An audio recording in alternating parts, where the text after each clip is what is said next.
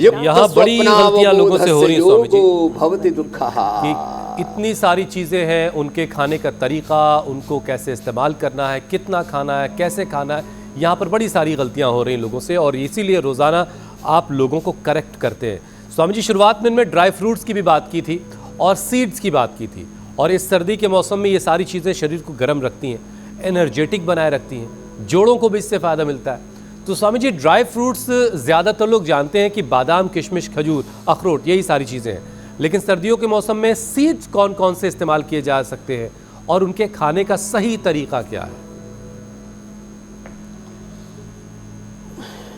देखो, ये जितने भी ड्राई फ्रूट्स हैं ना, 2 से ज़्यादा अखरोट नहीं खाने चाहिए। ये अखरोट, ये बादाम भी 1-2 लोग मुट्ठा भर भर के खाते हैं। अंजीर 1 से ज़्यादा नहीं खानी चाहिए। मेरा तो नाश्ता हो गया, बस यही है। हिताहारा अल्पाहारा मिताहाराश्च ये नराः नेतान वैद्याश्च चिकित्सन्ति आत्मनस्ते चिकित्सकाः। 1 भुक्तम सदारोग्यम, 2 भुक्तम बलवर्धनम, 3 भुक्तम सदारोग्यम, 4 भुक्तम तु मारकम। हित भुक रित भुक मित भुक होना चाहिए। को अरु काल भोजनम आरोग्य कराणाम, समय से भोजन करना चाहिए। अल्पाहारी होना चाहिए, अल्पाहारी, मिताहारी, हिताहारी, सदा सुखी। ड्राई फ्रूट ज़्यादा नहीं खाने चाहिए। और हाँ, जिनकी कफ और वात की प्रकृति है, सर्दियों में बिना भिगोए 1-1, 2-2 मगज भी बड़े अच्छे होते हैं। मगज हैं, तिल हैं, फ्लैक्सीड हैं, इनको हल्का सा रोस्ट करके थोड़ा किशमिश के साथ खा लो, या मुनक्का, खजूर, अंजीर के साथ खा लो। सूखा गुड़ की ज़रूरत ही नहीं है। गुड़ शक्कर भी 1 डली से ज़्यादा, 25-50 ग्राम से ज़्यादा कोई भी चीज़ नहीं खानी। लोग 100 ग्राम गुड़ की भेली खा जाते हैं, 100 ग्राम मन का मूंगफली, 200 ग्राम मूंगफली, 100 ग्राम ड्राई फ्रूट खा जाते हैं।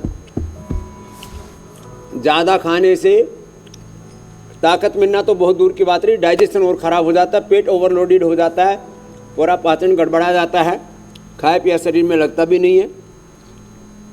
खाया पिया शरीर में लगे, इसके लिए थोड़ा सा योगाभ्यास करो। यही कर लो 10, 20, 25, 50 बार।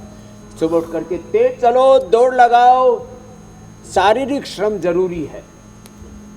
हो, पूज्यपाद गोस्वामी तुलसीदास जी महाराज जी भक्ति के देवता कहे जाते हैं, लेकिन वो भी कहते हैं, मातु पिता गुरु प्रभु के वाणी बिन ही विचार करी शुभ जानी, सकल पदार्थ है जग माही कर्महीन नर पावत नाही, कर्म प्रधान विश्व रचिरा का। भक्ति प्रधान वाले गुरु कह रहे हैं कर्म तो करना पड़ेगा, कर्म प्रधान विश्व रचिरा का, जो जस कर ही सो ताही फल चाखा।